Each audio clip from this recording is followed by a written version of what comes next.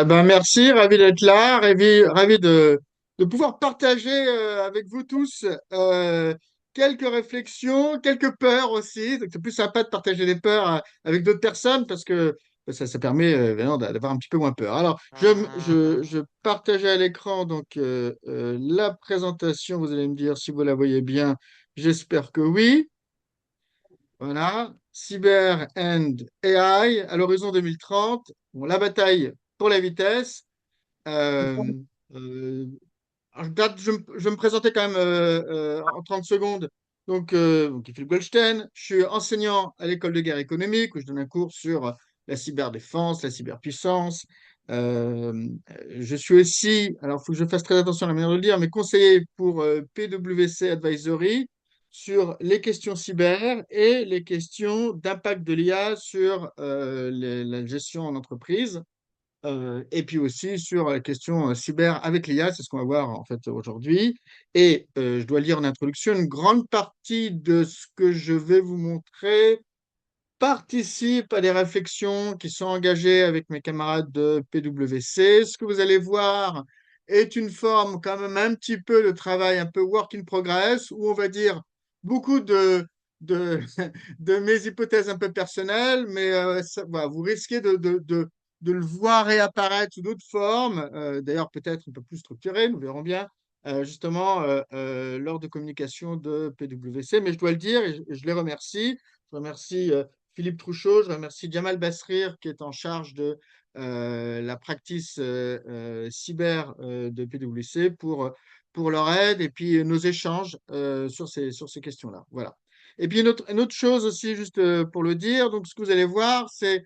Alors, je suis désolé parce qu'il y a des slides qui sont en anglais, des slides qui sont en français, il y a un petit mélange de genres. Il y a des explications, c'est que vous allez avoir des slides que j'ai pu utiliser par exemple, il y a quelques temps, il y a même pas mal de temps, lorsque j'avais parlé du futur de la cyber à Dubaï en 2022, et puis on a été un petit peu rattrapé par évidemment l'accélération du temps et en particulier par les questions d'IA. Et donc certaines slides qui, elles, ont été présentées récemment, comme je disais à Gérard juste avant le démarrage, à CyberTech, qui est l'une des grandes conférences cyber en Israël en janvier dernier, avec un écho intéressant aussi. Bon. Donc voilà, alors on va démarrer. Cyber et IA Horizon 2030. Et j'insiste sur ce titre, donc la bataille pour la vitesse. Et on va faire ça un petit peu en trois temps. Un premier temps pour essayer de voir un petit peu qu'est-ce qui est en train de se passer maintenant, parce qu'évidemment, c'est très important pour essayer de comprendre qu'est-ce qui va se passer, eh bien, on va dire dans les 3, 5, 7 ans qui vont venir. Et puis, on va faire une projection sur la cybersécurité offensive dans, mettons, Horizon 2030, et puis d'un autre côté, la cybersécurité défensive, et on va essayer d'en tirer quelques conclusions sur la manière de penser ces problèmes cyber. Voilà. Et donc, un point sur où est-ce qu'on en est aujourd'hui. Alors, je me suis permis de citer Game of Thrones et l'une des parties les plus marrantes de cette vieille série de HBO, Winter is Coming, lorsqu'évidemment on veut dire que quelque chose est en train d'arriver, quelque chose est en train de se cristalliser. Et vous verrez que, bon, moi, je partage comment dire, ce point d'attention qu'effectivement, une grosse difficulté est en train de venir. Je suis pas le seul, et je me permets de le dire parce que justement, je ne suis pas le seul. Bon. Alors, Winter is Coming, de quoi s'agit-il? Ce que l'on sait sur notre futur de la cybersécurité, là je vais aller un petit peu vite, c'est que nous avons un choc qui a été à peu près identifié, périmétré, qui est celui du chiffrement post-quantique qui doit nous arriver assez rapidement, où nous avons un chemin qui est quand même relativement balisé, qu'on ait tout simplement des éléments qui nous viennent de NIST, qui est le grand institut de référence aux États-Unis, qu'on ait des deadlines au point de vue fédéral aux États-Unis, avec la nécessité pour certains systèmes de commencer la migration vers 2027 et puis en fait d'achever totalement la migration qui arrive en 2035. une timeline en Europe qui est relativement comparable, peut-être un petit peu accélérée en France, à la surprise de certains, sur tout ce qui est système supervisé par l'État, à la main de l'État. Et puis, on a aussi tout un ensemble d'éléments de compliance et des réflexions sur les algorithmes de post-quantum cryptographie, des chiffres en post-quantique qui vont être mis en place. Donc, tout ça pour dire que on sait qu'on a une forme de choc qui nous arrive autour de ce risque du déchiffrement quantique qu'on a agité depuis pas mal de temps à raison, où on voit qu'on a des systèmes, 2025 a été une année intéressante là-dessus, on commence à avoir une forme d'avantage quantique par rapport à une informatique dite entre guillemets plus traditionnelle. Et donc, on se dit, OK, il y a un choc, il y a un risque, et puis on est fixé là-dessus. Et on a des timelines qui nous sont posées aux États-Unis par les autorités, en Europe, l'ANSSI également. Et donc, on est concentré sur ça. Et le risque, c'est, vous connaissez l'expression, un train peut en cacher un autre. Et le risque, c'est que là, on a quelque chose qui est relativement balisé, et puis on ne voit pas le deuxième train qui est en train d'arriver et qui est celui d'une bascule liée à l'IA, et en particulier évidemment à l'IA générative. Et là, on va voir, il n'y a pas de balise. Enfin, le chemin est beaucoup plus ouvert, ce qui en fait rend potentiellement une accélération sur l'IA plus dangereuse, parce qu'encore une fois, c'est pas balisé. Et alors, sur les éléments qu'on a déjà identifiés de risques forts autour de l'IA, ben, il y a toute cette explosion autour de ce qu'on pourrait appeler une ingénierie sociale augmentée très fortement justement par l'IA générative. Donc là à l'écran, ben, c'est des choses qui avaient déjà été identifiées dès, je crois, 2024 par les gens de Team 8, qui est un collectif en Israël qui font du conseil très, avec ce qui est le meilleur, entre guillemets, parmi les meilleurs en Israël sur ces questions-là. Et ils avaient posé la question justement à beaucoup de responsables de sécurité. Et évidemment, ce qui faisait le plus peur sur l'utilisation de l'IA dans une cybersécurité offensive, c'était les campagnes de phishing, c'était les hypertrucages, les deepfakes, comme on dit correctement en français, et puis le voice cloning. Bon. Et effectivement, d'une certaine façon, ils ont raison. Euh, Parce que ce que l'on a vu, alors on a pléthore de chiffres qui vont dans tous les sens, et donc c'est pour ça que les chiffres qui sont présentés sur les slides eux aussi vont un petit peu dans tous les sens, mais euh, entre guillemets, les derniers chiffres qui viennent bon, d'un groupe qui s'appelle SlashNext, c'est que sur le spear phishing, donc disons le phishing de pointe, celui où on est capable de bien identifier la voix, le ton, les arguments qui sont même parfois utilisés par certains directeurs, alors un coût évidemment qui est désormais réduit de 90, 95, 99% comparé à ce qui se faisait par le passé, on serait à une augmentation de superphishing depuis l'éruption de ChatGPT depuis novembre 2022 de 4000%, ok, 40. Donc ça, mais ça, c'est une réalité. Donc ça, entre guillemets, bien vu les camarades de Team 8. Et puis, il y a une autre menace qui est apparue, qui est celle du voice cloning. Et là, le voice cloning, ben, de toute façon, vous avez pléthore aujourd'hui de sites que vous pouvez utiliser totalement librement. Moi, j'ai même réalisé un podcast pour un client où j'avais cloné ma voix avec un service de podcast qui s'appelle Gilipod. Tout ça est évidemment parfaitement légal. Mais donc, il devient extrêmement facile de cloner sa voix et donc d'être capable, ben, là aussi, de jouer sur ce qui était un petit peu du domaine de la confiance implicite. À savoir, oui, j'entends la voix que je reconnais de telle ou telle personne, tel ou tel directeur, et donc, ben, je vais peut-être faire l'opération de fraude. En fait, je vais tomber victime de.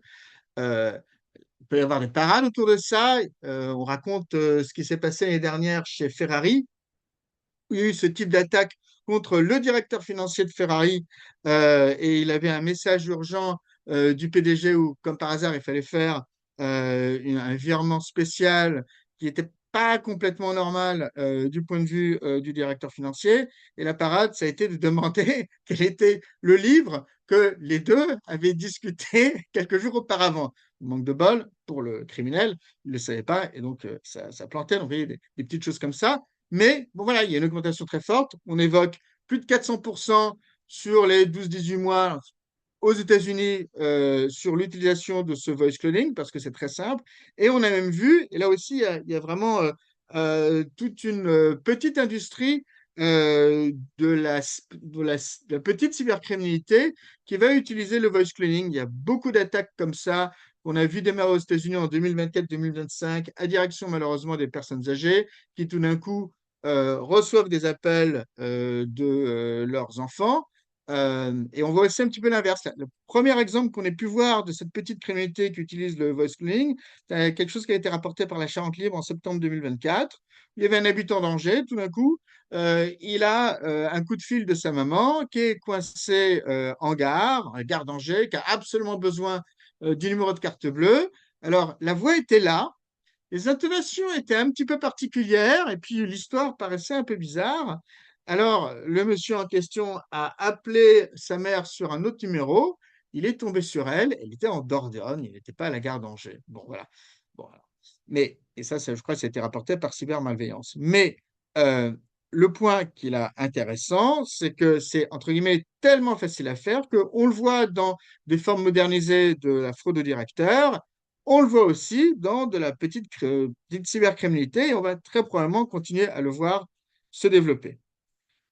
Donc le texte, à nouveau le spear phishing, c'est très facile désormais par l'IA générative d'être capable de bien capturer l'esprit, le ton, les arguments, etc. Donc on peut faire le spear phishing de qualité. Le voice cloning aussi. Et puis on aboutit désormais à des choses, on va dire, un peu plus complexes autour de l'hyper-trucage. Alors il y a un exemple qui est devenu un peu une forme de tarte à la crème, donc mais je suis quand même obligé de le présenter. C'est ce qui s'était passé en janvier 2024 avec la société d'ingénierie Arup, qui est de mémoire une société britannique, qui a une filiale à Hong Kong.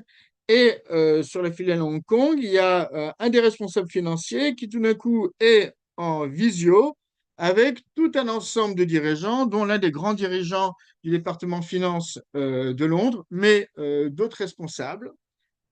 Et le responsable de Londres lui dit, il faut absolument faire ce virement de 25 millions de dollars hongkongais pour toute une suite de banques locales, ce qui était un petit peu bizarre. Mais, ça c'est un des problèmes de la visioconférence, il y a la pression sociale, l'ensemble des autres personnes qui disent, oui, oui, il faut le faire. Et donc, c'est pas one-to-one, c'est one-to-many.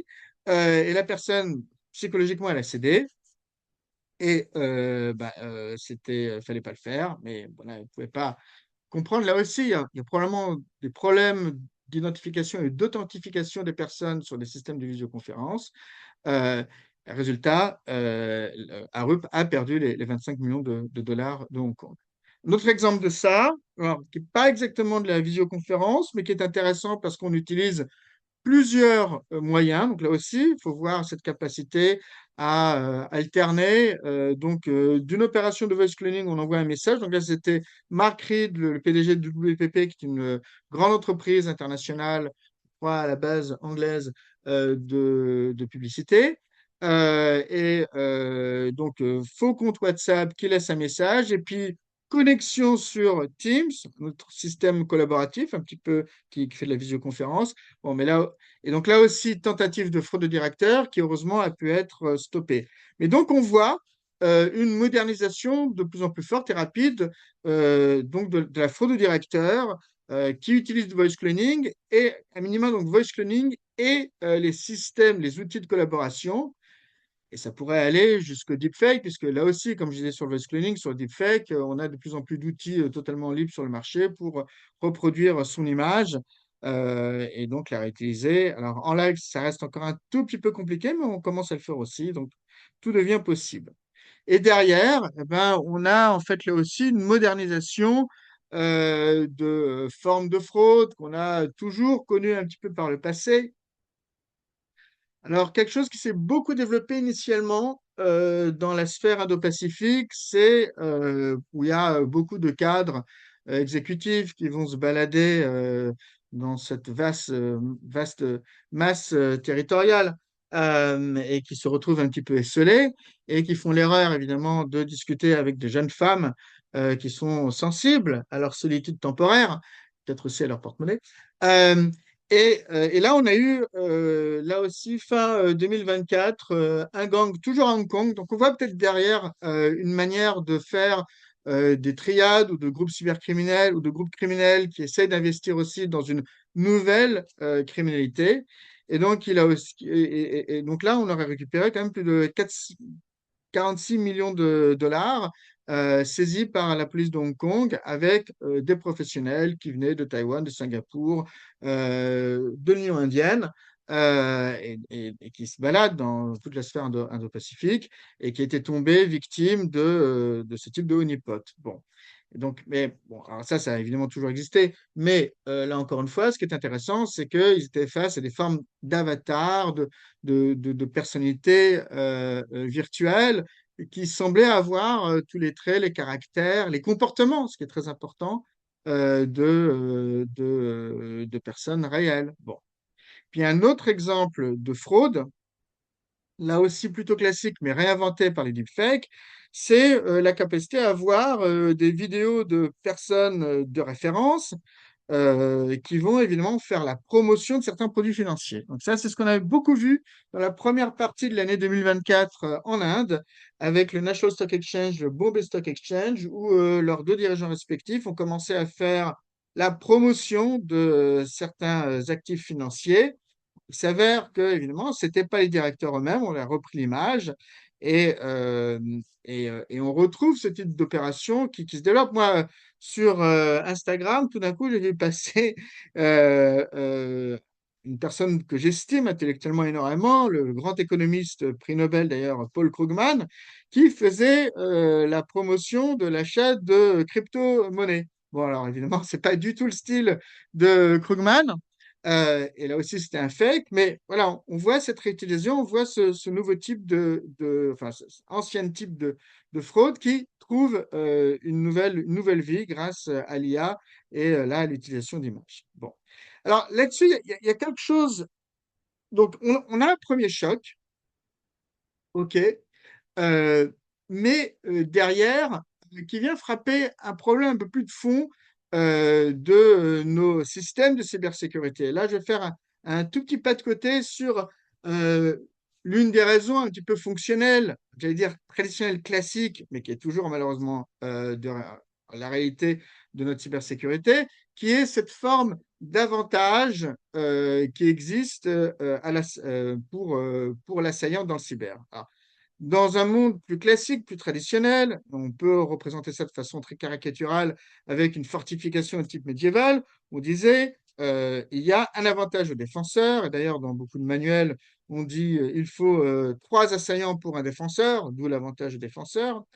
Et la manière de le comprendre, c'est que dans un système fortifié dit traditionnel, bah, d'une part, les lignes de communication internes, elles sont bien connues par le défenseur, ça c'est un point critique.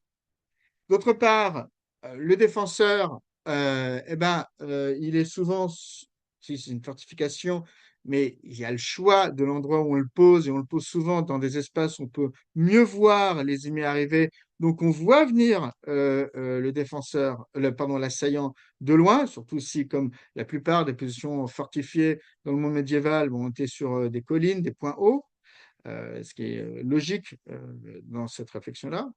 Et puis, un troisième point, c'est que lorsqu'on veut tester les vulnérabilités d'une fortification traditionnelle, bah, on le teste. Alors, avec des armées qui vont essayer de voir où c'est que ça peut casser, mais il y a un coût très fort à faire ces tests de vulnérabilité puisque bah, les gens peuvent mourir à force d'essayer de lancer des assauts contre les fortifications, que ce soit balance des boulets, de l'huile bouillante, que sais-je. Il y a une pénalité relativement forte. Donc ça, c'est le monde traditionnel où on dit il y a un avantage aux défenseurs. Et malheureusement, dans le monde du réseau, qui est le monde de la cyber, le monde du réseau informatique, eh bien, je ne sais pas précisément si, en fait, il y a un avantage à l'assaillant, mais en tout cas, l'asymétrie qui donnait l'avantage aux défenseurs, elle est disparue. Et ça s'explique de mille et une façons. D'une part, le réseau en tant que tel et le réseau qu'on doit défendre, quand c'est un réseau corporate, il est extrêmement complexe à tel point que être capable de voir, on va dire, 95% de ce qui se connecte à votre réseau d'entreprise, c'est déjà assez extraordinaire. Et 100%, enfin, je crois que c'est extrêmement rare. Bon. D'autre part, un point malheureusement classique dans la cyber, c'est que il est extrêmement rare de voir l'assaillant lorsqu'il vient d'entrer. Souvent d'ailleurs, là, c'est ce qu'on disait il y a 4 5 ans, on voit apparaître l'assaillant, on va dire une centaine de jours ou 100 jours après qu'il soit entré dans le réseau. Aujourd'hui, on peut aller quand même un peu plus vite, mais on va le voir, ça prend quand même toujours, on va dire, entre 5 et 10 jours, quand on a les meilleurs des systèmes, pour voir qu'on a été victime d'une intrusion. Donc ça prend du temps, en fait, et on n'a pas l'avantage d'être sur une position avancée où on voit venir l'adversaire de loin. Et puis un dernier point, c'est qu'il y a quand même finalement assez peu de pénalités par assaut. Alors, je n'évoque même pas le cas de cybercriminels qui sont capables de se réfugier dans des pays où il n'y a pas d'accord d'extradition, bon, ou des cybercriminels qui sont en Russie, en Chine, en Bélarus, etc. On n'est pas prêt d'aller les récupérer. Euh, et aussi, il faut le dire, les moyens sont encore compliqués. Les taux d'élucidation et puis donc après, le taux de mise sous les verrous de hackers reste extrêmement faible. J'avais une vieille stat, qui est peut-être un peu vieille, mais qui est montré qu'aux États-Unis, on était à moins de 1% des hackers qui finissaient sous les verrous, et peut-être encore moins que ça. Je ne sais pas si les choses ont évolué, mais de manière générale, ça reste encore extrêmement dur. Bon. Donc ça, c'est ce qui, entre guillemets, existe dans le monde cyber tel qu'il est constitué depuis, on va dire, 10, 15, 20 ans. Et quand on est un grand groupe, évidemment, les choses sont encore plus compliquées. On est un grand groupe du CAC 40, on va avoir 150 à 400 filiales, donc le réseau il est encore plus étendu. On va avoir 2000 à 20 000 fournisseurs, donc c'est encore plus compliqué parce qu'eux aussi ils interagissent. Donc vous voyez, cette complexité du réseau, elle est démultipliée. Et résultat des courses, ben, aujourd'hui, c'est déjà assez dur d'être dans le bon tempo. Évidemment, je vais beaucoup insister sur ce thème-là, d'être dans le bon tempo par rapport à ce que l'on peut voir des assaillants, des chiffres qui viennent de Google Threat Intelligence et de Palo Alto Networks, c'est qu'en moyenne, il faut 10 jours pour arriver à détecter ce qui est une tentative de fuite de données. Et malheureusement, il ne faut que 2 jours en moyenne pour passer de la compromission initiale à l'exploitation et l'exfiltration. Donc, vous voyez déjà que sur ces questions de tempo, ça va très vite et c'est pas nécessairement à l'avantage du défenseur. Mais le problème, et on va toucher maintenant le sujet, c'est que on est dans une phase où malheureusement cette vitesse risque de s'accélérer. Alors à l'écran, vous avez une slide qui a été présentée par euh, un organisme, un petit organisme de recherche qui vient de se créer qui s'appelle Zero Day Clock et qui a présenté ça à l'occasion d'une conférence extrêmement intéressante qui s'appelle Impromptu Con, qui était à San Francisco il y a de ça 2 semaines. Je n'ai pas pu assister en physique, mais j'essaie de suivre un petit peu en ligne, où justement on a beaucoup parlé de ces questions d'IA, et je vais venir. Et ce que montrait donc cet organisme Zero Day Clock, c'est le pourcentage donc de common vulnerability qui ont été exploités ou avant ou le jour même de la divulgation publique. Et il y a encore, on va dire, il y a encore 5 ans, il y avait que, un peu moins de 5 ans, il y avait que entre 20 et 30% de ces CVEs qui étaient exploités avant ou le jour même. Bon. En 2023, mais vous voyez que ça commence à monter, puisqu'on passe de 2018, 16%, pardon, à 2023, on est déjà à 39%. Et puis donc arrive ce choc cyber, d'ailleurs qu'on pourrait même faire remonter au début 2023. Et aujourd'hui, on est passé en gros autour de 35% à quasiment un doublement à début 2026, 67% donc des civils qui sont exploités donc dans des tentatives d'attaque en tant que telles, avant ou le jour même de la divulgation publique. Donc ça, c'est un point intéressant. Alors à 2 titres, parce que avant même l'essor de l'IA générative, celle dont on parle le plus, ben, on voyait déjà un début d'accélération. Et évidemment, depuis l'essor de l'IA générative, depuis novembre 2022, bon voilà, on est passé à presque un doublement de ce taux. Et on va le voir, il y a des choses qui nous montrent que, ben, effectivement, l'IA est en train d'accélérer très fortement cette exploitation. Parce on a parlé, et c'est un petit peu aujourd'hui ce qu'on évoque le plus, la question de l'IA sur l'ingénierie sociale augmentée, donc les deepfakes, le voice cloning, le spearphishing. Mais ce que l'on sait, ce que l'on voit aussi, c'est qu'on a des capacités de développement de projets, que ce soit de la programmation ou pourquoi pas du hacking, qui sont de plus en plus avancés. Si on essaie de comprendre un équivalent de la puissance, des capacités de ces, en particulier de ces LLM, donc il y a des mesures qui sont, on va dire, pas forcément les meilleures, qui donnent quelques indices, mais qui pourraient être critiquables. Mais on va reprendre par exemple ce que fait Mensa en Norvège, qui fait passer donc les exercices de QI aux différents modèles de LLM et qui s'est rendu compte que donc à partir de GPT-5 en mode thinking ou GPT-5 Pro, quand vous l'achetez à $150 par mois, eh bien, vous vous retrouvez à ce que eux estiment être un quotient intellectuel qui va être au-dessus de 135, voire 140 de niveau, donc autour de moins de 2% de la population. Encore une fois, faire très attention à la manière de tirer des, comment dire, des conclusions trop hâtives par rapport à ça. Ça, c'est un point de données.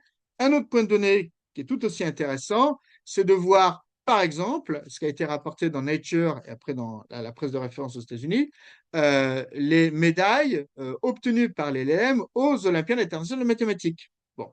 Et en 2023, ben, il y avait aucun LLM qui avait obtenu ce type de médaille.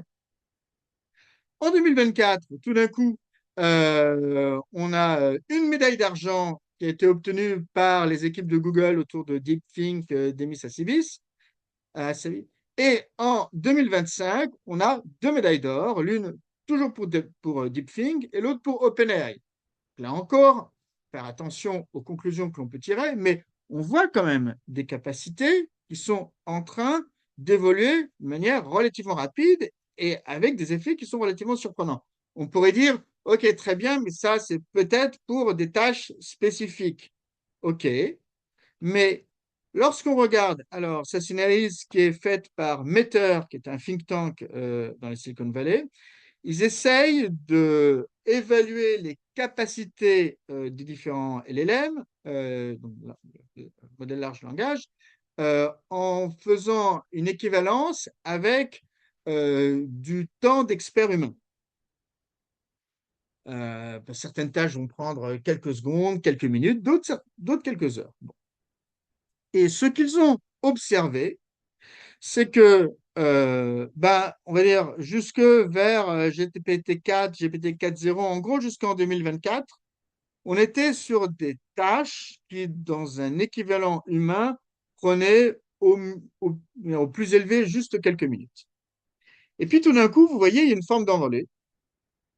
Et on se retrouve aujourd'hui, alors si on prend par exemple Opus 4.6, qui est au cœur des grands succès de Anthropic Claude, qui est au cœur, il faut le dire, de Claude Code, etc., ben là, on se retrouve avec des modèles qui seraient donc capables d'effectuer des tâches équivalentes à 12 heures de travail d'expert. Et Meter, voilà, de façon intéressante, fait l'équivalent avec corriger des bugs dans une petite bibliothèque Python, donc ça a été dépassé avec 0.3, exploiter un déplacement de mémoire tampon, ok, entraîner un modèle d'analyse d'image résistante aux manipulations. Peut-être on était déjà avec Opus 4.5, qui, je le rappelle, était sorti à la fin de l'automne 2025. Et donc, avec Claude Opus 4.6, on serait au-delà de ce que Matter a essayé de mesurer, entre autres, par exemple, l'explosion d'une vulnérabilité dans un contrat Ethereum. Bon, donc ça, c'est intéressant parce que là, on voit une capacité à mener des projets quand même relativement compliqués. Ce qui est derrière donc, ce temps d'utilisation, c'est la capacité à mener des projets avec un vrai chaînage. Bon, évidemment, ça fait aussi évoquer la capacité à mener un chaînage de projets de hacking, bien évidemment. Et ce que l'on constate aussi lorsqu'on regarde cette courbe, c'est que, bon, bah, comme souvent, ce n'est pas une courbe linéaire. Il y a encore 6 mois, Meter disait que ses capacités semblaient doubler tous les 7 mois, cette capacité à gérer des tâches complexes de longue durée. Mais moi, quand je regarde les tout derniers résultats, c'est que ça double tous les 3 mois. Et donc, il y a une forme d'accélération même dans cette capacité à gérer des tâches complexes de longue durée. Bon. Et donc, tout ça, vous le sentez bien, ouvre à des capacités nouvelles de, autant le dire, faire de la cybersécurité offensive. Et justement, l'année 2025 a été très intéressante parce que l'idée on va dire, du hacker autonome d'intelligence artificielle, cette idée qui, en 2024, semblait encore, pour être très franc, un peu du domaine de la science-fiction, eh bien, on a eu des points de données qui ont commencé à s'accumuler, je dois le dire, dès le premier semestre 2025. Et puis, alors, ça s'est un peu accéléré par la suite et qui montraient que, oui, on commence à voir des choses assez étonnantes. Bon, donc, MITRE, donc, un autre grand institution de recherche aux États-Unis public, qui, dès 2025, février 2025, testait DeepSeek, donc le modèle dans son instance de raisonnement DeepSeek R1, donc le modèle chinois, qui montrait que sur un framework qu'ils ont mis en place qui s'appelait Ocult, qui est un framework de cybersécurité offensive, eh bien, DeepSeek était capable de répondre correctement à des bonnes approches, entre guillemets bonnes, hein, de cybersécurité offensive. Et pour tester un autre modèle, Llama 3, qui était développé par Meta, Llama 3 était capable de bien réussir certains mouvements latéraux et même des approches living of land, hein, cette manière de se dissimuler en utilisant les propres systèmes de la victime, entre guillemets, de façon à bien se cacher. Donc des choses qui étaient déjà assez intéressantes. Et puis, on a vu dans différents types de compétitions de plus en plus de résultats assez forts. Une boîte de recherche californienne qui s'appelle Palisade Research qui avait montré dès mai 2025 que dans des concours de capture the flag, les systèmes AI autonomes étaient capables d'arriver dans le top 10 des compétiteurs, voire dans le top 5%. Ou encore, dans tout ce qui est bug bounty chez HackerOne, donc dans le classement général de HackerOne à partir de juin 2025, il y a un système AI autonome qui s'appelle XBOW qui finit par truster la première place. Et puis, en août 2025, on a la DARPA AI Cross CC Cyber Challenge où on va faire travailler plusieurs équipes avec juste de l'IA pour essayer de découvrir des vulnérabilités. On se rend compte que on arrive avec plusieurs équipes à découvrir plus de 54 vulnérabilités dans du code qui n'avait pas été identifié jusque-là en 4 heures. Donc ça, c'est quand même un résultat qui a fait beaucoup réagir. Et puis, ça ne s'est pas arrêté là. On a vu, par exemple, donc ça, c'est une équipe de recherche de Boston University et l'University of California Santa Barbara qui a été capable de créer cette espèce de modèle CVI et Genie qui est capable, sur la base de CVI, de créer un exploit vérifiable avec un taux de succès de 51%. Et de même, on a vu d'autres chercheurs, donc c'est ce que je mets tout en bas, qui ont été capables, là aussi, d'industrialiser cette génération d'exploits en utilisant des modèles, sachant, comme vous l'avez vu sur la slide précédente, qu'on sent qu'il y a eu, même dans ce développement des LLM, une forme de saut qualitatif assez fort lorsqu'on est passé à Opus 4.6 OpenAI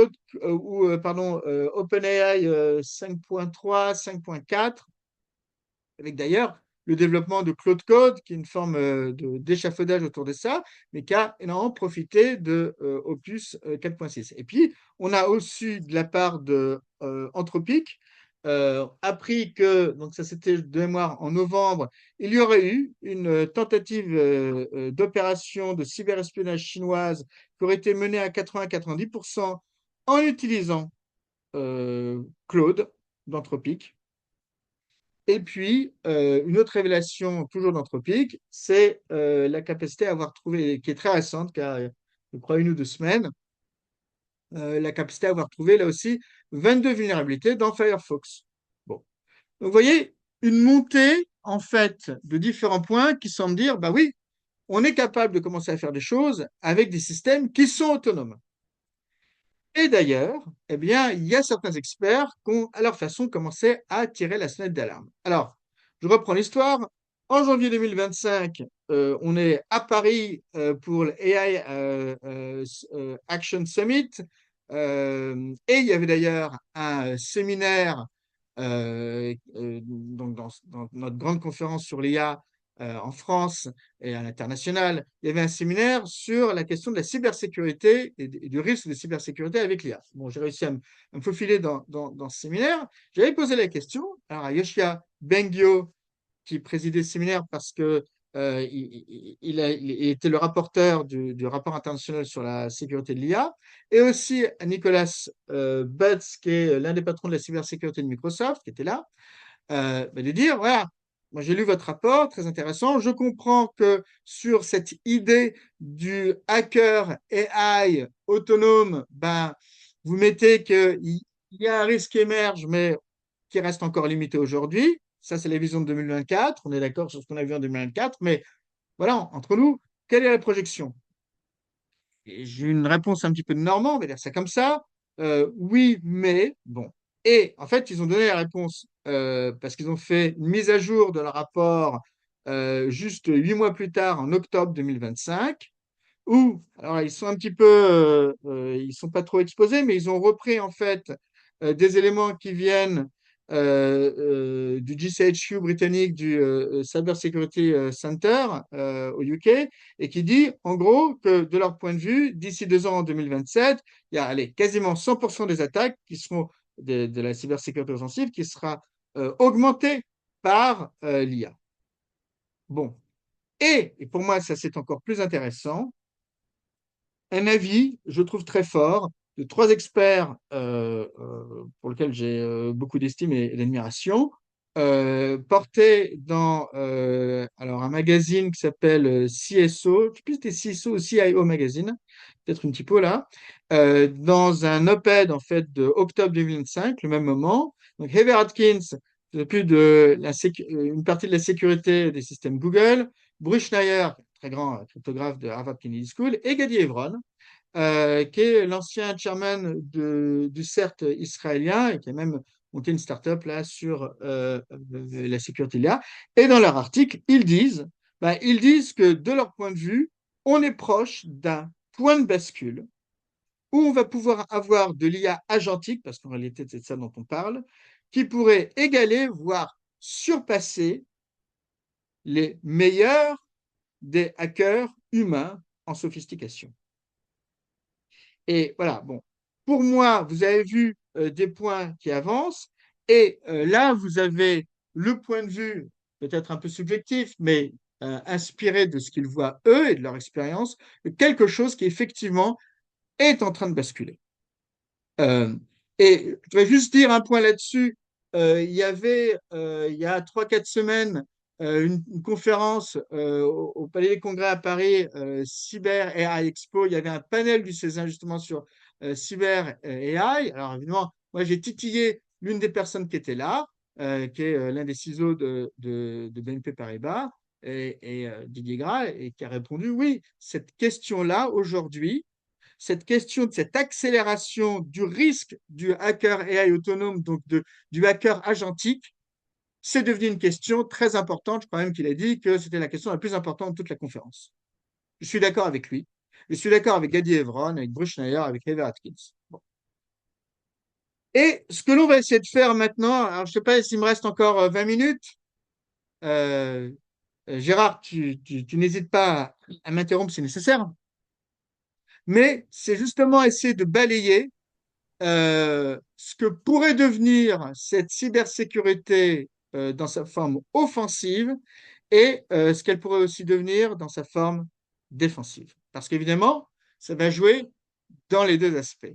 Alors, si je regarde d'abord dans les aspects offensifs, à quoi pourrait ressembler ce nouveau champ de bataille? Je vous remets quelque chose donc que j'avais mis à Dubaï en 2022 en croyant pouvoir faire le malin, en disant voilà, on commence à avoir des avatars, des non-humains qui sont capables de ressembler physiquement par leur image euh, euh, à des êtres humains. Ils vont être peut-être capables d'écrire comme des non-humains, de parler même comme des non-humains, et on pourrait avoir non pas une personne, mais pourquoi pas plusieurs personnes qui pourraient aller vous voir sur différents types de réseaux. Voilà, les réseaux familiaux, professionnels, amicaux ou romantiques. Bon. Alors évidemment, moi j'essaie, là, quand je proposais ça, je me disais, bon, bah, c'est pour 5 à 10 ans, parce qu'il va falloir avoir ces capacités complexes d'intelligence artificielle. Bon, j'avais mal suivi, je dois le dire, ce qui était déjà en train de se dérouler du point de vue de l'IA, en particulier de l'IA générative. Et évidemment, quelques mois plus tard, novembre 2022, on voit apparaître quelque chose et on voit apparaître des nouvelles capacités, certaines qui sont émergentes chez l'ensemble de ces LLM que vous voyez là à l'écran sur votre gauche. Et entre autres, des choses qui ont fini par être démontrées en 2023-2024. Par exemple, alors ça c'est beaucoup Miral Kozinski de Stanford, la capacité à ce que ces modèles, ces LLM, soient capables d'identifier, si on leur demande, quels sont les traits de personnalité de l'interlocuteur. En particulier, d'être capable de faire une forme d'analyse de Big Five. Donc, ça, c'est les traits de personnalité du style openness, consciousness, extraversion, agreeableness, neuroticism. Voilà.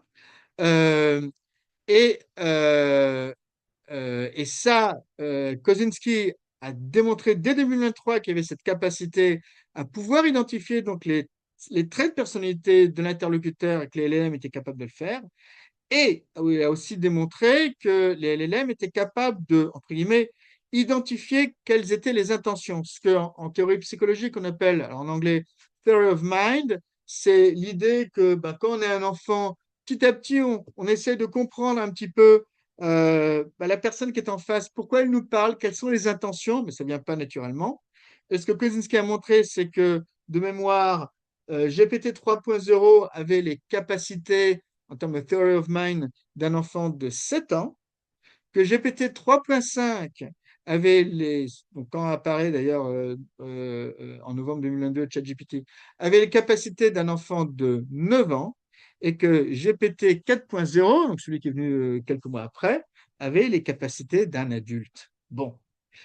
Et puis ce que l'on sait aussi, ça ce sont entre autres euh, des, euh, des études, des thèses, exercices qui ont été faits à l'EPFL en Suisse, c'est la capacité supérieure qu'ont les LLM à persuader les êtres humains, supérieure aux êtres humains. Bon, alors, donc, ces exercices calculés à en gros 80% supérieur à, donc le nombre de fois où les êtres humains arrivent à convaincre un autre être humain et l'LM, bah, ce nombre de fois il est 80% plus important quand c'est un LLM, en particulier quand le LLM a des données sur l'utilisateur. Mais vous voyez, il peut faire aussi des données. Et alors derrière, qu'est-ce qui peut se passer?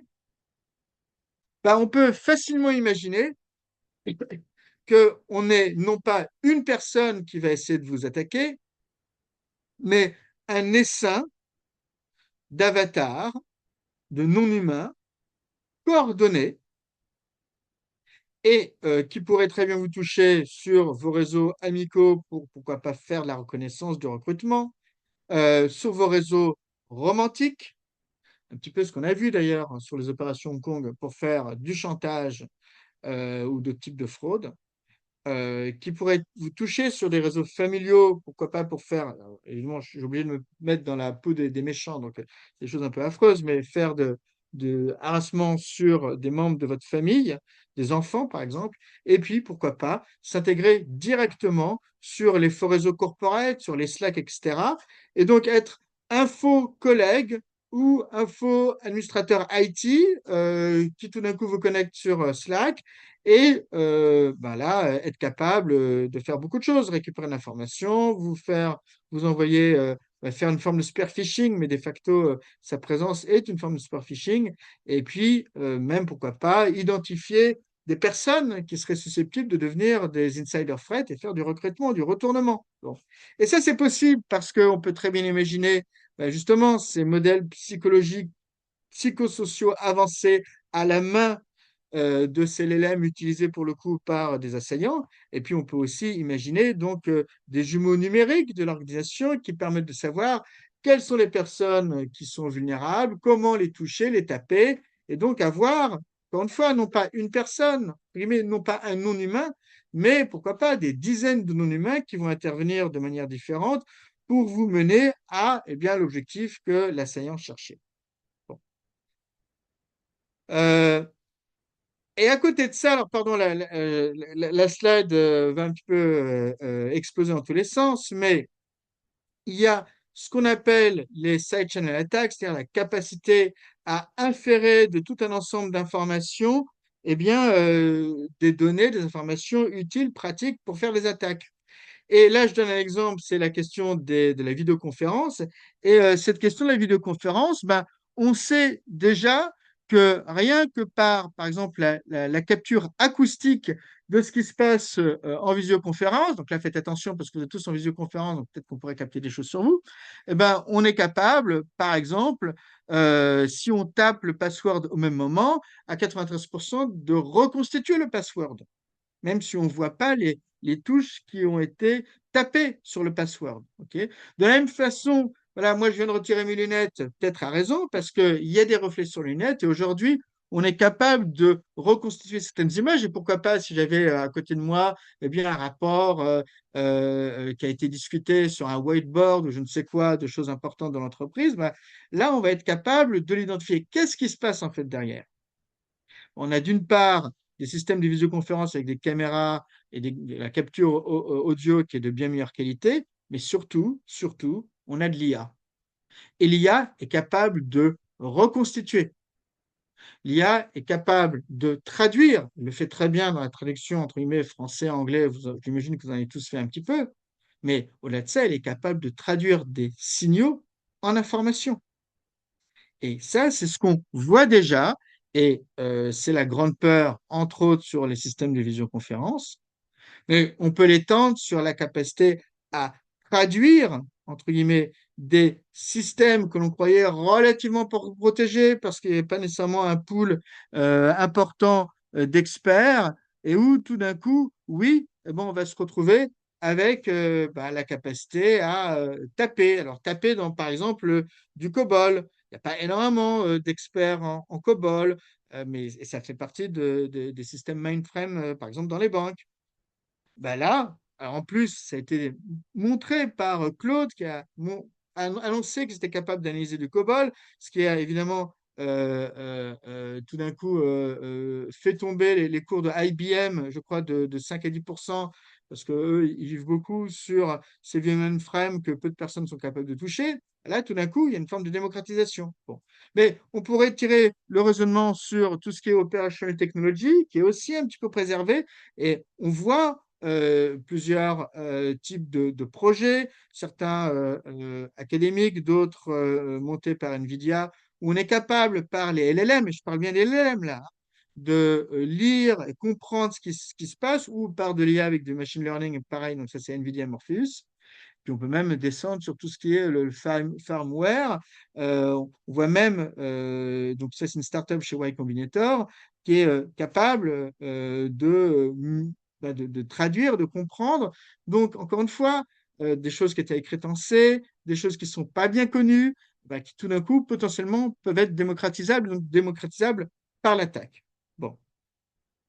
Puis derrière, euh, on a, on a derrière un ensemble de capacités qui peuvent s'agréger, parce qu'on n'a pas que l'IA, donc là j'extrapole un petit peu, mais on a une explosion de la robotique qui va nous arriver dans les 5 à 10 ans. On le voit déjà, alors de manière magnifiée, de manière et dramatique, évidemment, en Ukraine, où on sait que l'armée ukrainienne fabrique 7 millions, aujourd'hui, elle est partie sur 7 millions de drones par an, mais on a un marché de tout ce qui est dronique qui est en train d'exploser. Pareil d'ailleurs sur l'ensemble des robots, y compris d'ailleurs les humanoïdes. On a en Chine désormais certains humanoïdes. Alors, ils ne sont pas totalement prêts à être mis dans l'usine, mais on commence à avoir des humanoïdes un petit peu expérimentaux, des robots humanoïdes à 5 000 $ la pièce. Ils ont l'avantage de correspondre à un form factor qui s'insère extrêmement bien dans l'ensemble, évidemment, des systèmes humains, puisqu'ils nous ressemblent. Bon. Et donc, on a une explosion de la robotique, mais elle qui va être capable de faire d'autres choses. Donc, alors, typiquement, ce qu'on retrouve aussi dans l'IoT, ben, ce que j'ai évoqué, tout ce qui est side channel attacks, donc la surface va être totalement démultipliée, mais aussi, pourquoi pas, de l'interception physique, la capacité à ficher directement, on va dire, des éléments sur des entrées USB, etc., dans les ordinateurs, ben, on va être capable de le faire avec des nanodrones, ça sera possible. Et puis, évidemment, derrière, d'être capable de réaliser des effets cyberphysiques qui, soit pour une attaque pour récupérer de la donnée, de mille et une façons, ou alors tout simplement pour faire des chantages qui, eux, pourraient être beaucoup plus graves, du style payer, ou alors il y aura un accident grave. Donc ça, c'est une dimension. À côté de ça, on va avoir bon, l'explosion du calcul quantique, qui n'est pas encore là, mais vous voyez les projections que je disais, que j'évoquais au tout démarrage. Donc, il faut préparer le terrain à 5 à 10 ans. Mais là, je ne parle pas du chiffrement-déchiffrement. Dans la capacité à trouver, par exemple, de nouvelles corrélations de façon beaucoup plus rapide, et donc pourquoi pas dans les systèmes complexes que constituent les réseaux informatiques, bah, être capable de beaucoup plus rapidement savoir où pourrait se trouver la faille, voire même, mais on peut le faire aussi d'ailleurs avec l'IA, avoir non pas des modèles de corrélation, mais des modèles de causalité. Et il y a la recherche en causalité. Judea Pearl, qui est un très grand chercheur qui a développé des modèles de causalité. Bon, on le voit avec l'IA, on pourrait aussi imaginer, pourquoi pas, avec d'autres capacités de calcul. Et tout ça, évidemment, bien sûr, orchestré par l'IA.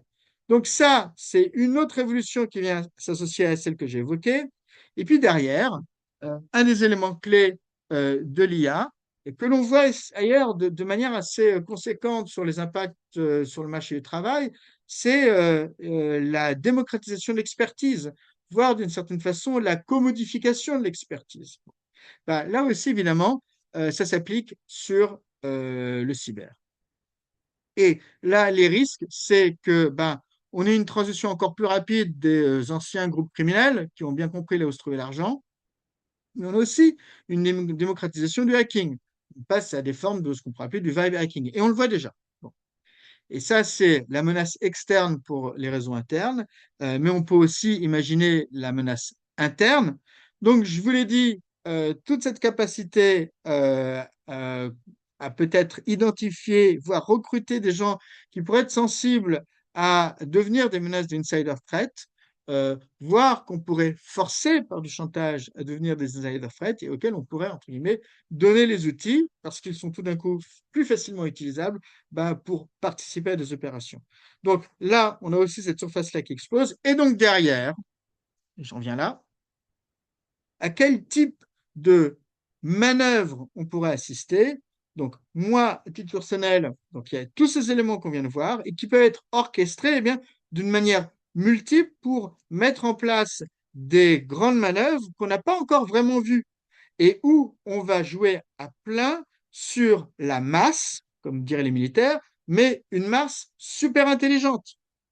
Et donc, de la même façon qu'on a depuis maintenant au moins une vingtaine ou une trentaine d'années les attaques de déni de service, une vingtaine d'années, les DDoS, ben, on pourrait avoir, ce que moi je me suis permis d'appeler les DDAS, Deployment of Agent Swarms, mais donc, en fait, non pas un hacker autonome, mais plusieurs dizaines de hackers autonomes qui pourraient chacun être coordonnés, évidemment, et être capables, après, d'avoir et d'engager des manœuvres beaucoup plus subtiles que ce que l'on connaît aujourd'hui, et qui chacun serait extrêmement intelligent, comme si, en fait, on avait plusieurs forces spéciales qui venaient attaquer ou tester l'entreprise. Donc, on pourrait très bien imaginer soit évidemment un aspect d'attaque brutale où c'est l'ensemble des départements qui vont être touchés, soit imaginer des manœuvres de diversion, soit pourquoi pas avoir des attaques de dégradation lente jusqu'à avoir le coup de poing final, etc., etc., etc. On a déjà vu une augmentation de la sophistication, par exemple, de rançongiciel. On est passé de l'extorsion à la double ou triple extorsion. Là, on pourrait passer à des choses beaucoup plus sophistiquées, d'ailleurs, réclamerait un grand effort d'imagination. Et est-ce que ça ressemble à la science-fiction? On a vu que non confère les capacités de chacun de ces systèmes agentiques. Et puis, on voit apparaître, j'avais mis cette slide, donc je l'avais présentée en janvier, et on n'avait pas encore tout ce qu'on a vu apparaître autour de OpenCloud. Et OpenCloud est capable de gérer, alors théoriquement, jusqu'à 10 agents et de façon réellement effective entre 3 et 5 agents. Mais on a des concurrents, alors un qui s'appelle Cloudflow, qui serait capable de gérer jusqu'à une centaine d'agents. Et ce qui est certain, c'est que cette capacité à être multi-agent, du point de vue de tout ce qui est développement du code aujourd'hui, on en est encore, entre guillemets, au début. On s'en reparle à la fin de l'année. Mais si on est capable de le faire, entre guillemets, pour les gentils, ben peut-être qu'on est aussi capable de le faire pour les méchants et de le faire avec des manœuvres, et j'insiste là-dessus, qui pourraient être très nouvelles, très innovatives comparées à ce que l'on connaît aujourd'hui. Donc ça, c'est ce champ de manœuvre nouveau. Et derrière, je vais peut-être aller vite encore une fois. Gérard, tu me dis si je dépasse dans le temps, hein, tu n'hésites pas à m'interrompre. Bon. Euh, Là aussi, de nouvelles perspectives sur la défense. Alors, tout simplement, l'utilisation de la cybersécurité avec de l'IA et de l'IA agentique. Bon, et là, vous avez un florilège de chiffres qui vient un petit peu à droite à gauche, mais qui montrerait que pour certains systèmes agentiques, effectivement, ben, là aussi, vous êtes capable d'aller beaucoup plus vite sur les détections. Donc là, c'est quelque chose qui vient d'un groupe qui s'appelle Ster Cyber.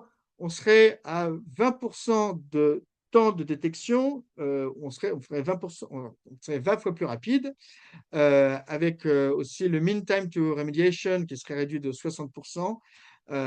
Et c'est ce que vous voyez un petit peu à l'écran. Donc là aussi, une nécessité qu'en utilisant des systèmes également agentiques, face à une menace agentique, bon, on est capable d'aller, en tout cas, de ne pas perdre le tempo et d'aller peut-être aussi vite que l'adversaire. On peut aussi évidemment utiliser ces nouvelles capacités des LLM, comme je l'ai dit, qui sont capables de traduire d'un langage à l'autre et d'un langage de programmation à l'autre, et ben, tout simplement à traduire des éléments de la stack vers, vers des langages de programmation qui sont plus renforcés. Que ce soit Rust, et je crois qu'il y a un programme d'ARPA qui s'appelle Tractor autour de ça, ou même, pourquoi pas, des langages de preuve formelle, qui sont des langages qui souvent nécessitent 5 fois plus de lignes de code et sont compliqués donc à implémenter, beaucoup plus coûteux. Et ça, c'était avant qu'on ait des outils IA qui puissent nous aider peut-être à les implémenter de manière beaucoup plus rapide. Et là aussi, de nouvelles perspectives donc, pour écrire du code qui sont, entre guillemets, portés par des langages où il y a naturellement moins de risques. Bon. Mais on peut même aller euh, quasiment faire tout pour supprimer tout bug qui serait dans le code. Et ça, c'est l'objectif d'un grand projet de Google qui est porté donc par Heather Atkins, entre autres, que j'avais évoqué, qui avait écrit l'article avec Bruce Schneier et avec Gadi Evron, et qu'on avait parlé encore une fois à cette grande conférence et de ces 2 semaines Unprompted Con à San Francisco. Et donc, il y a un projet Google là-dessus. L'objectif, c'est être capable, d'ici peut-être 2030, de ne plus avoir de vulnérabilité dans le software que l'on va produire. Vous voyez, c'est quand même très ambitieux. Alors, c'est décomposé entre Big Sleep, donc ça, c'est travail avec Google Threat Intelligence, donc la capacité à découvrir des vulnérabilités 0 days et à confirmer leur exploitabilité. Et puis un autre module qui s'appelle CodeMender, qui est plus récent, qui lui va être capable tout simplement de faire la remédiation. Et puis derrière, d'être capable de nourrir tout ça dans des LLM qui vont être capables de produire du code qui, naturellement, bah, n'aura pas toutes ces vulnérabilités. Les aspects de compétition commerciale entre Gemini et le LLM de Google et puis OpenAI et Claude. Bon. Et donc là, je continue un petit peu sur Google, mais ce qui montre, c'est qu'effectivement, ils ont été capables de identifier plus de 25 vulnérabilités critiques au cours des 12 derniers mois. On parle bien de vulnérabilités critiques. Et donc, le module CodeMender a commencé à se mettre en place, aurait fait plus de 60, depuis octobre, aurait été capable de réparer plus de 72 problèmes, dont d'ailleurs un exploit zéro clic sur iOS, sur le mobile de Apple. Bon. Une autre manière, encore une fois, de penser le problème, eh bien, c'est que l'adversaire ou les adversaires, en fait, vont entrer dans l'entreprise et ne pas comprendre qu'en fait, ils tombent dans des pièges où ils sont éminemment ralentis. Et là, il y a différents aspects, des aspects d'augmentation, d'augmenter de façon beaucoup plus forte la segmentation et la microsegmentation. Des aspects aussi aidés par l'IA d'être capable pour soi, ben là pour le coup, d'avoir un modèle, un jumeau numérique beaucoup plus avancé de l'entreprise et d'ailleurs un jumeau numérique qui puisse avoir, et ça on peut le faire aussi d'ailleurs avec l'IA et ça se fait avec des panels synthétiques, d'être capable, pourquoi pas, d'avoir des jumeaux numériques de l'organisation, y compris de l'organisation humaine de l'entreprise. Bon. Et puis on peut même rajouter des choses qui ont toujours existé du style Honeypot, Honinet, mais qui est une industrie qui a cru à pouvoir se développer au milieu des années 2010 et puis il y a eu beaucoup de difficultés. Mais peut-être que là, avec l'IA générative, eh ben, on va être capable d'avoir donc ces pièges, ces systèmes de leurre, pour parler en français, eh ben, qui vont être capables de faire perdre leur temps, pourquoi pas piéger d'ailleurs les adversaires. Donc là, on a toute une manière de pouvoir absorber et piéger cet adversaire qui risque de venir par vague. Oui, mais si on a encore une fois eh ben, un tampon d'absorption virtuelle qui est à base de l'heure, à côté d'une segmentation très rapprochée, voire d'une micro-segmentation qui permet de ralentir énormément l'adversaire, ben, peut-être qu'on va regagner le tempo par rapport à l'adversaire. D'autant plus que si, évidemment, on peut démocratiser la cybersécurité offensive, on peut aussi démocratiser la cybersécurité, par la cybersécurité offensive, on peut aussi démocratiser la cybersécurité défensive. Et là, je dois le dire, c'est quand même l'un des grands axes de développement de la cybersécurité, confère l'importance systémique du facteur humain. OK, mais si je suis capable, par exemple, d'avoir un espèce de Jiminy Cricket qui va être toujours derrière moi pour m'aider à comprendre qu'est-ce que je dois faire, qu'est-ce que je ne dois pas faire attention à de mauvais effets, de mauvaises manipulations, des erreurs de comportement, et puis après même me faire comprendre ce que je dois faire, ce que je ne dois pas faire. Donc si je peux vraiment aider, entre guillemets, l'utilisateur à comprendre et à agir, à être mieux outillé, et je parle là de tous les utilisateurs humains de l'entreprise, peut-être que là aussi, tout d'un coup, je vais être capable de réduire ce qui a été toujours un problème de fond, qui est ce facteur humain qui est central dans la cybersécurité. Et puis derrière,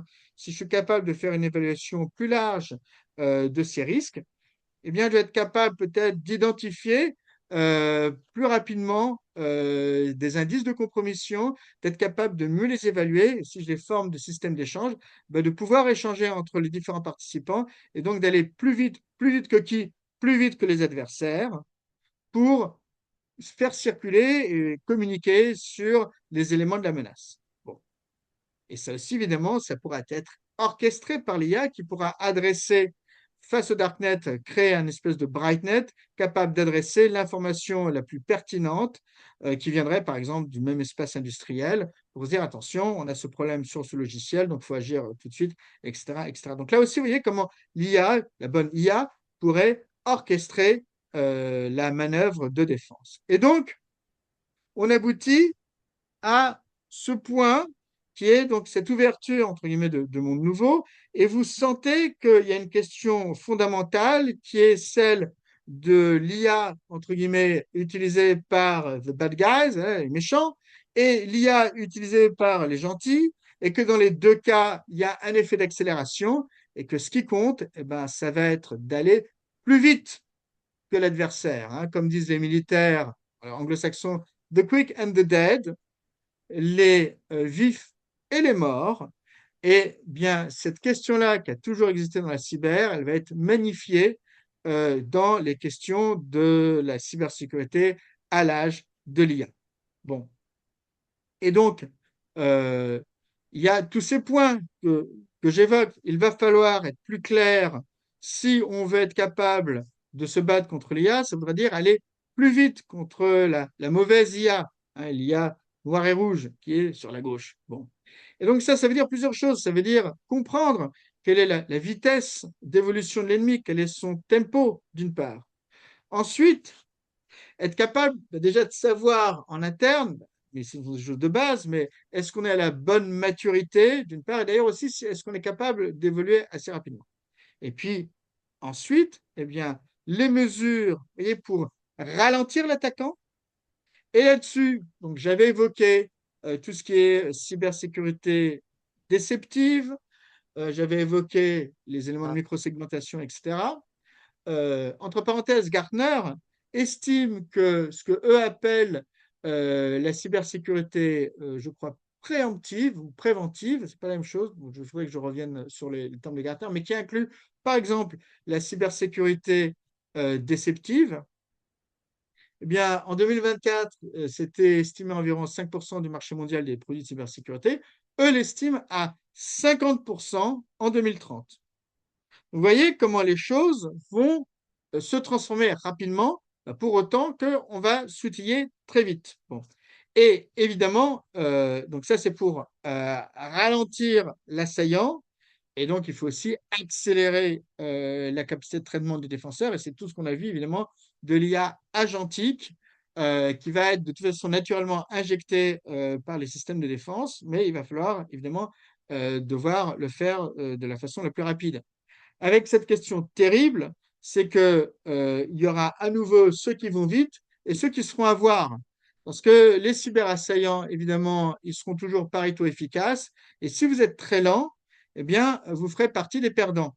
Bon. Euh, c'est comme malheureusement lorsqu'il y a un troupeau de zébus et puis un lion qui est lâché contre eux, c'est ceux qui seront à voir, ce sont les plus lents. Bon.